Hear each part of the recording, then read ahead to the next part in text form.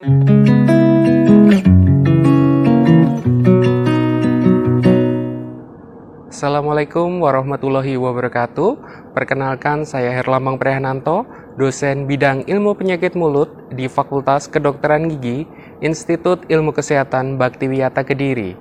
Pada kesempatan hari ini, izinkan saya menjelaskan terkait pelaksanaan Tridharma Perguruan Tinggi, bidang pengajaran, dan sesuai passion saya sebagai dosen pengajar. Bidang ilmu yang saya ampu yaitu ilmu penyakit mulut, di mana dalam pelaksanaannya berada pada tingkat sarjana dan tingkat profesi. Dalam tingkat sarjana, ilmu penyakit mulut terdapat dalam blok kedokteran gigi klinik 3, blok kedokteran gigi klinik 6, blok kedokteran gigi klinik 9, blok oral infection dan manifestasi penyakit sistemik di rongga mulut, serta skillab bedah kegadaruratan dan ilmu penyakit mulut. Sedang pada tingkat profesi terdapat pada mata kuliah ilmu penyakit mulut klinik. Salah satu mata kuliah yang saya ampu yaitu blok kedokteran gigi klinik 3 di tingkat sarjana. Dilaksanakan pada semester gasal dengan bobot mata kuliah sebesar 5 SKS. Secara umum, blok ini mengintegrasikan bidang ilmu penyakit mulut dan bedah mulut. Capaian pembelajaran dari mata kuliah ini yaitu mahasiswa mampu menjelaskan diagnosis, etiopatofisiologi, tata laksana kasus ilmu penyakit mulut dan bedah mulut dengan mempertimbangkan derajat resiko penyakit melalui interpretasi, analisis, dan sintesis data kasus sesuai standar klasifikasi penyakit internasional atau International Classification of Disease secara teoritis. Materi pembelajaran pada mata kuliah ini terdiri atas lesi merah dan putih, pigmentasi rongga mulut, manifestasi penyakit menular seksual, lesi vesikular bulosa dan ulceratif, obat-obatan bidang penyakit mulut, adverse drug reaction, pencegahan dan pengendalian infeksi, impaksi gigi, infeksi odontogen, ekstraksi gigi, dan kegadaruratan bidang kedokteran gigi. Sistem pembelajaran mata kuliah ini menggunakan perkuliahan tatap muka secara daring. Di awal sebelum perkuliahan, saya melakukan penyusunan RPS, adapun dasar pembuatan RPS ini berdasar dari Standar Kompetensi Dokter Gigi Indonesia dan pengembangan ilmu dari Asosiasi Fakultas Kedokteran Gigi Indonesia. Sebelum perkuliahan berlangsung, dilakukan penyampaian kontrak perkuliahan yang dilakukan secara langsung kepada mahasiswa melalui Zoom, yang berisikan deskripsi mata kuliah, jadwal pelaksanaan mata kuliah, tim dosen pengajar, peraturan, komponen penilaian, dan referensi yang bisa menjadi acuan. Dalam pelaksanaan mata kuliah ini menerapkan secara integritas konsep DIA atau Delivery, Interaction, dan Assessment. Delivery dilakukan dengan penyampaian berupa kuliah tatap muka yang terdiri atas kuliah pakar dan kuliah tambahan, pemberian modul dan juga buku referensi. Untuk media pembelajarannya, pada mata kuliah ini menggunakan e-learning dari institusi yang bisa kita sebut dengan Moodle. Selain itu, juga menggunakan aplikasi Zoom, Instagram, dan YouTube. Kegiatan kuliah seperti kuliah pakar dan kuliah tambahan, serta tutorial dilaksanakan secara daring menggunakan platform Zoom, di mana sebelum pelaksanaan, saya memastikan dahulu mahasiswa sudah hadir dan tidak mengalami gangguan jaringan, serta memastikan mahasiswa telah melakukan presensi kehadiran.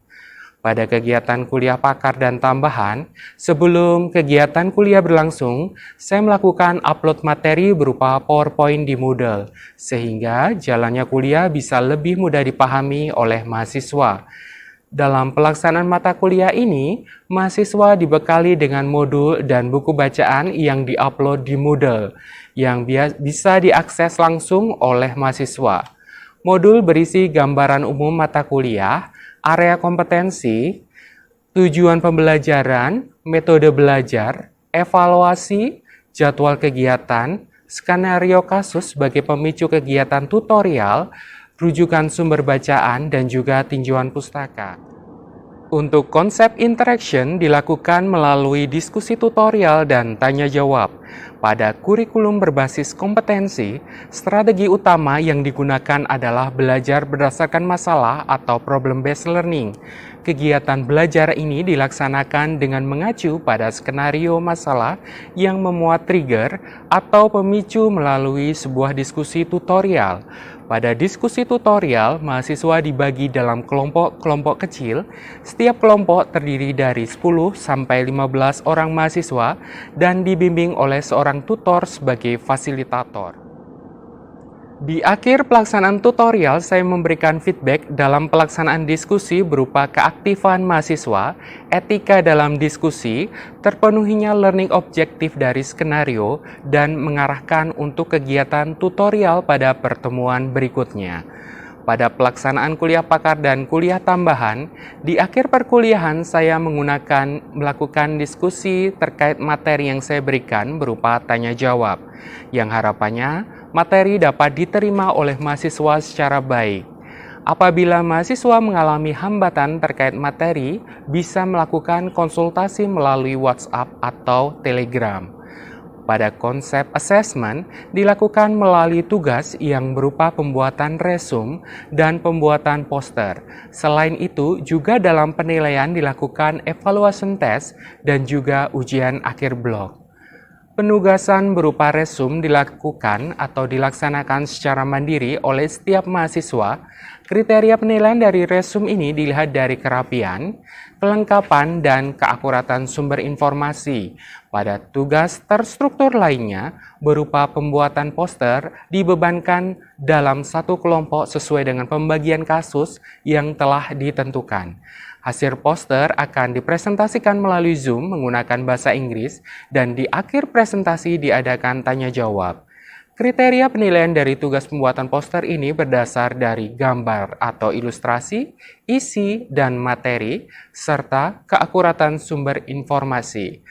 Rekaman presentasi poster diupload dalam YouTube, sedangkan poster diupload ke dalam Instagram dengan tujuan mahasiswa dapat mengulas kembali dari materi yang sudah disajikan.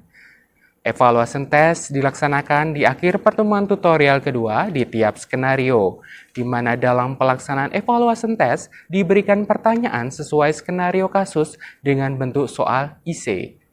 Ujian akhir blok dengan bentuk soal vignette di mana mahasiswa diharapkan mampu menguasai kasus sesuai RPS mata kuliah ini dengan baik. Soal diupload di Moodle dengan pengerjaan soal secara acak dengan pengawasan menggunakan platform Zoom. Sistem penilaian mata kuliah ini dilaksanakan dengan mempertimbangkan proses selama mengikuti kegiatan belajar mengajar, etika, dan penguasaan pengetahuan dengan persentase bobot nilai yang terdiri atas tutorial 30%, resume 10%, evaluation test 10%, tugas poster 15%, dan ujian akhir blok 35%. Setiap penilaian akan diupload ke dalam Moodle supaya mahasiswa dapat mengetahui nilai yang didapat dalam pelaksanaan mata kuliah ini dan dapat bersifat objektif.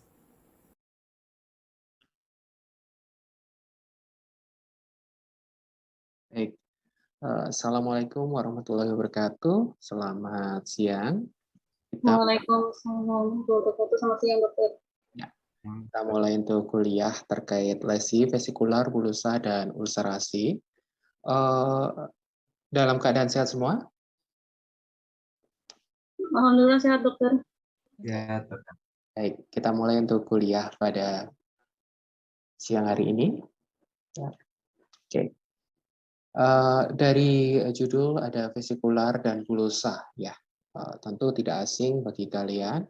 Untuk vesikula sendiri merupakan benjolan ya atau dungkul yang berisi cairan, baik itu serum, entah itu darah gitu ya, yang berisi cairan serum dan cairan tadi dengan diameter kurang dari 1 cm. Sedangkan bula sama seperti dengan vesikel ya, ukurannya tetapi yang membedakan yaitu lebih dari 1 cm. Ya.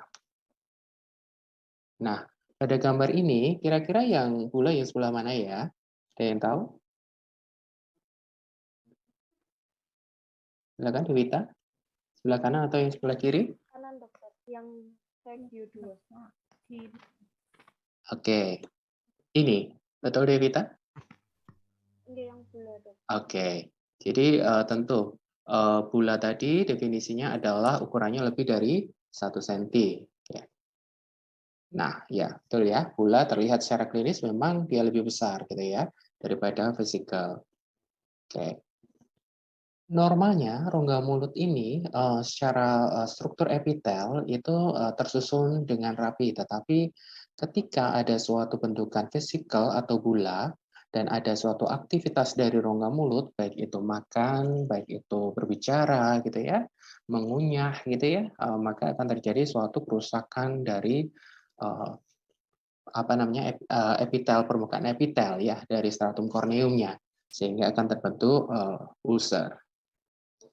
Nah, kalau untuk perbedaan dari lesi vesikula atau bula ini terbagi menjadi dua, yaitu vesikel atau bula subepitel dan vesikel atau bula intraepitel.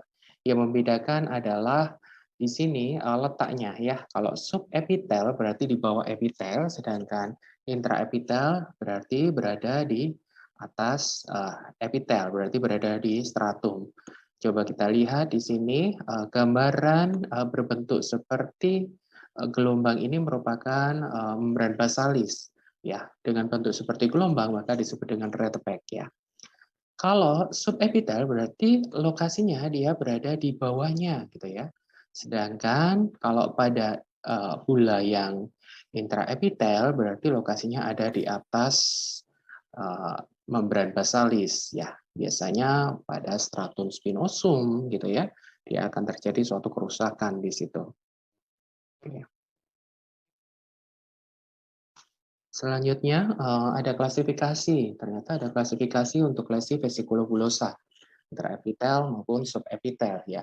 Kalau intraepitel dia ada infeksi virus yang mencakup, ada infeksi virus herpes simplex gitu ya. Kemudian ada varicella zoster virus yang di dalamnya ada varicella dan juga herpes zoster. Kemudian ada herpangina ya, and foot and mouth disease dan juga pemphigus vulgaris. Kemudian subepitel berarti dia di bawah ya, di bawah membran basalis tadi. Dia ada contohnya adalah erythema multiformis, oralicans planus ya yang berbentuk bulosa ya. Kemudian ada bullous pemphigoid dan juga mucous membran pemphigoid. Nah, ini kita lihat secara klinis ya, ada suatu vesikel ya, vesikel tetapi di rongga mulut biasanya ditemukannya malah sudah berbentuk ulcer gitu ya. Nah, kalau yang sebelah sisi kiri gitu ya, sebelah sisi kiri ini merupakan penyakit primary herpetic gingivostomatitis. Dari katanya primary, berarti yang pertama kali terjadi, gitu ya. Herpetik merupakan infeksi dari herpes gitu ya.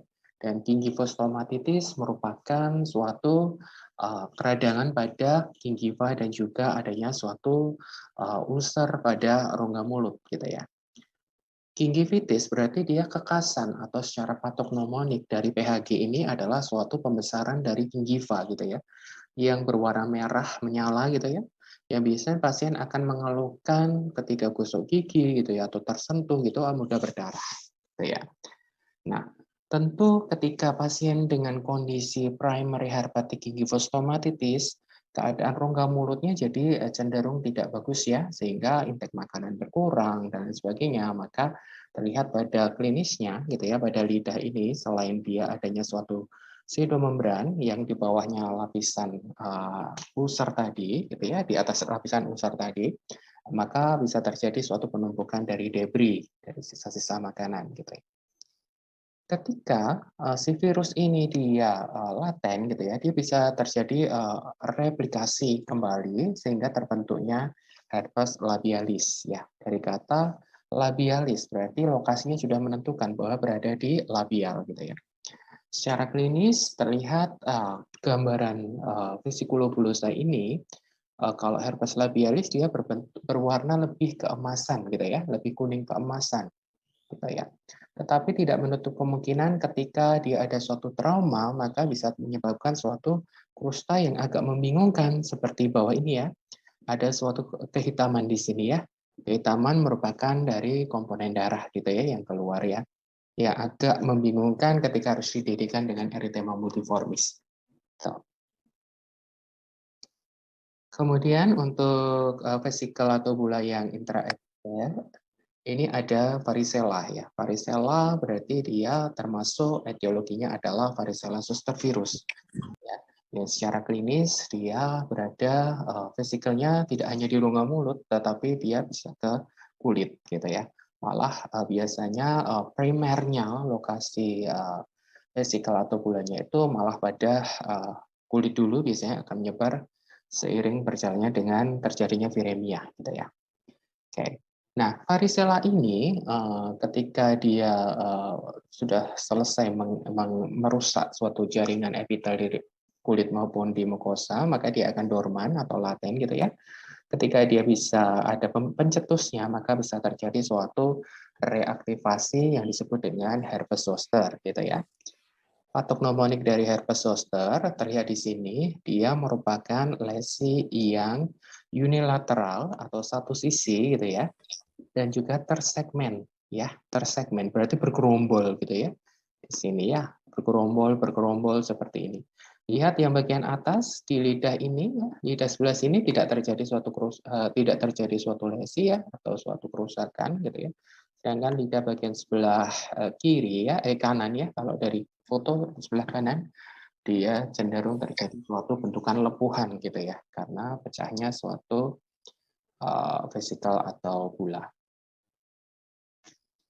Kemudian selanjutnya adalah herpangina. Herpangina patognomoniknya adalah suatu vesikel atau bula ya. Bula itu kalau herpangina biasanya vesikel-vesikel kecil yang berdekatan dia akan menyatu, maka akan terbentuk suatu bula di situ.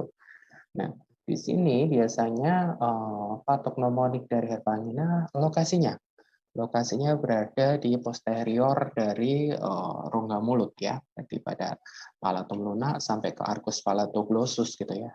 Oke, untuk hand, foot, and mouth disease merupakan infeksi yang lagi ini ya untuk sekarang ya di musim seperti ini dia akan meningkat jumlahnya ya, merupakan penyakit yang mengenai telapak tangan, telapak kaki, dan juga rongga mulut, yaitu kekasan atau bisa disebut dengan flu Singapura ya. Ini pemphigus vulgaris, ingat patognomonik pemphigus vulgaris biasanya kalau di soal nanti ada tulisan Nicolsi sign positif. Apa sih Nicolsi sign positif? Nicolsi sign positif adalah suatu bula atau vesikel yang ketika kita tekan gitu ya, dia akan bergerak ke lateral atau bergerak ke samping gitu ya. Ditekan gitu ya, dia akan bergerak ke samping gitu.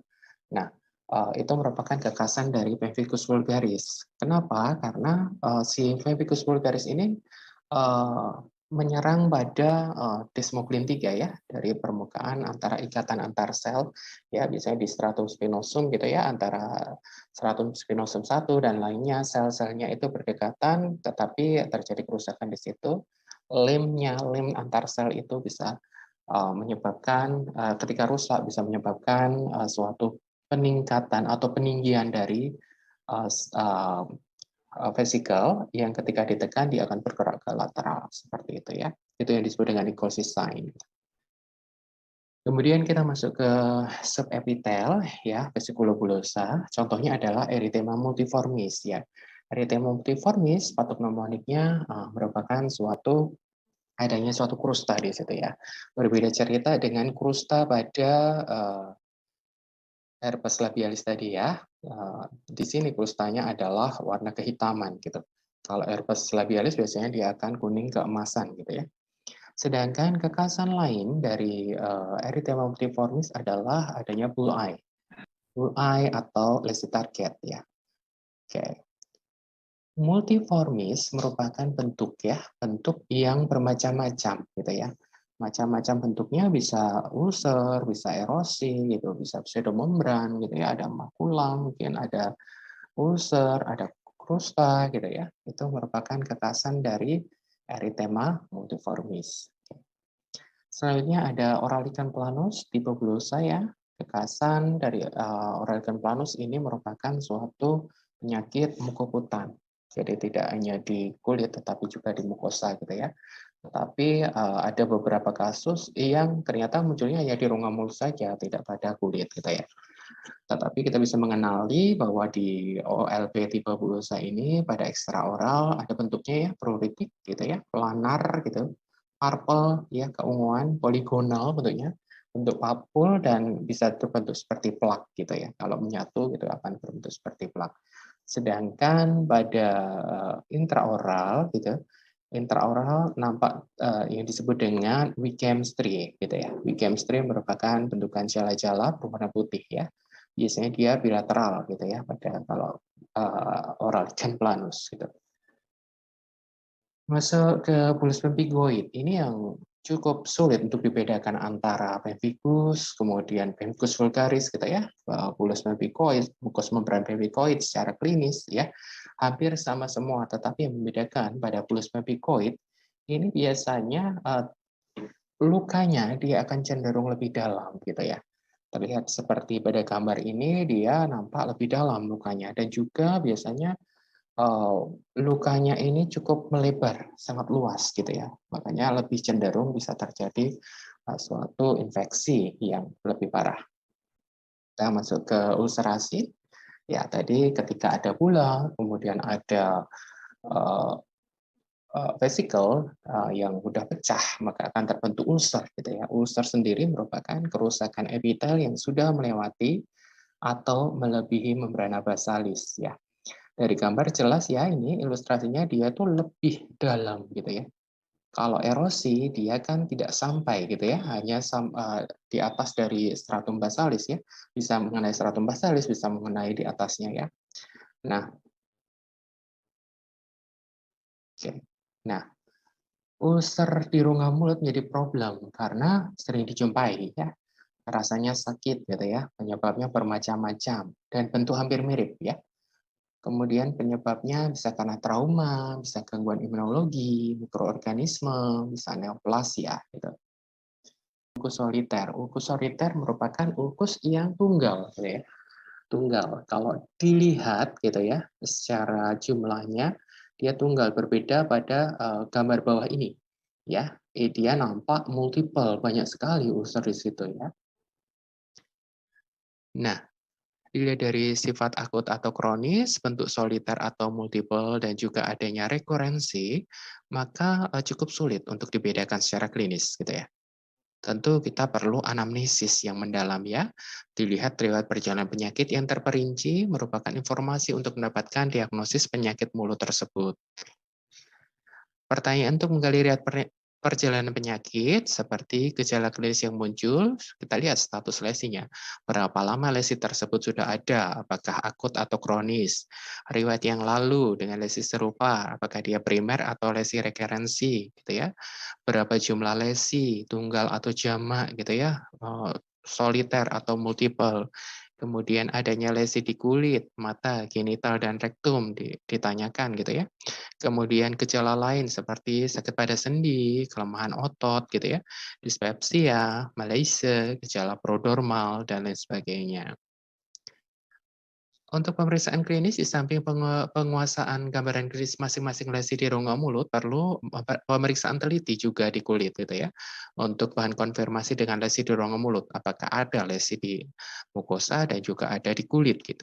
Membutuhkan pengetahuan dermatologi ya, untuk penyakit dermatosis ya, karena banyaknya penyakit kulit mempunyai manifestasi di rongga mulut seperti lichen planus, pemphigus vulgaris, viral infection, dan lain sebagainya. Oke, baik. Mungkin ada yang ditanyakan? Silakan.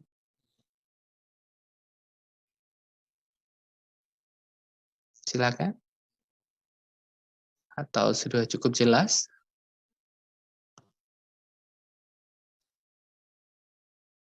Gimana? Ingin bertanya dokter Oke, Aston. tentang lesi ulcer dan lesi erosinya itu yang tadi disebut dari dokter itu dari diameternya. Apakah hanya dari diameternya saja untuk kita membedakan dari lesi ulcer dan erosinya? Terima kasih dokter. Oke, kalau ulcer sama erosi kalau secara klinis memang susah dibedakan ya, tetapi kita bisa mengenali biasanya kalau erosi itu kan dia lukanya biasanya lebih belum sampai ke membrana basalis ya, jadi di atas biasanya dia akan nampak kemerahan gitu ya, kalau klinisnya ya, eritema gitu. Tetapi kalau ulcer dia lebih dalam, biasanya ada suatu perdarahan di situ, gitu ya.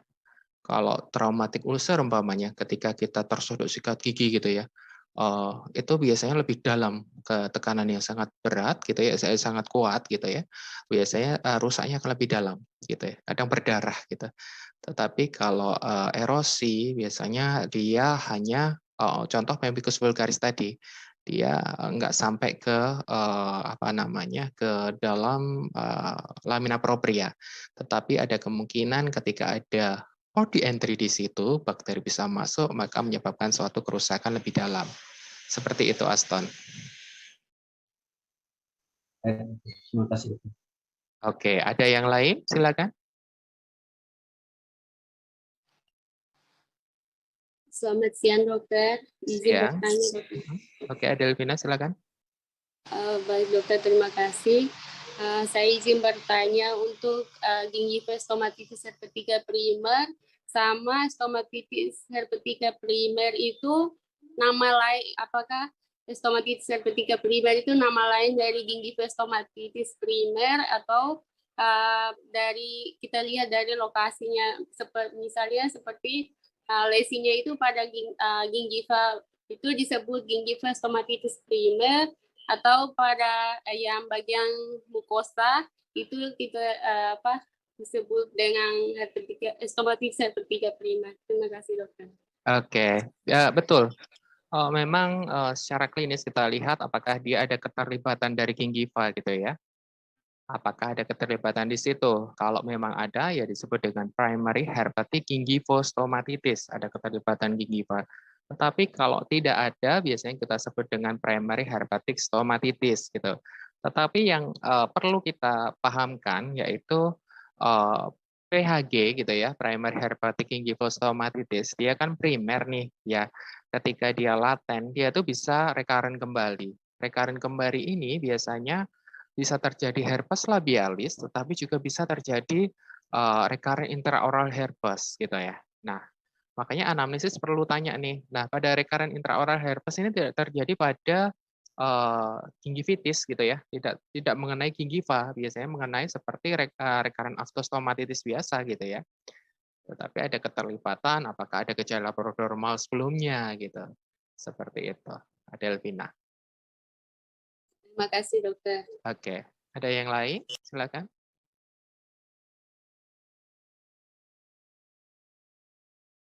Oke, kalau tidak ada saya tanya ya. Saya ingin tanya ke apa ya? Devita, ya. Devita, perbedaan vesikel sama bula tadi apa ya? Izin menjawab, Dok, apa terdengar manfaat karena hujan? Iya, terdengar. Untuk vesikel dan bula tadi perbedaannya yang terutama pasti pada ukuran, dokter, di mana pada vesikel itu kan lebih kecil, sekitar kurang lebih 0, sampai 1, sedangkan kalau misalnya yang bula itu lebih dari 1 cm. Kemudian untuk pada vesikel itu biasanya juga misalnya terjadi seperti pada herpetic stomatitis itu, dokter. Jadi lebih banyak. Misalnya kalau lesinya kecil-kecil itu biasanya vesikel, dokter. Oke, jadi dari ukurannya ya. Oke, contohnya tadi adalah primary herpetic ya. Kalau primary herpetic tadi masuk ke mana ya, Kelvin ya? Apakah dia intraepitel atau subepitel ya tadi ya?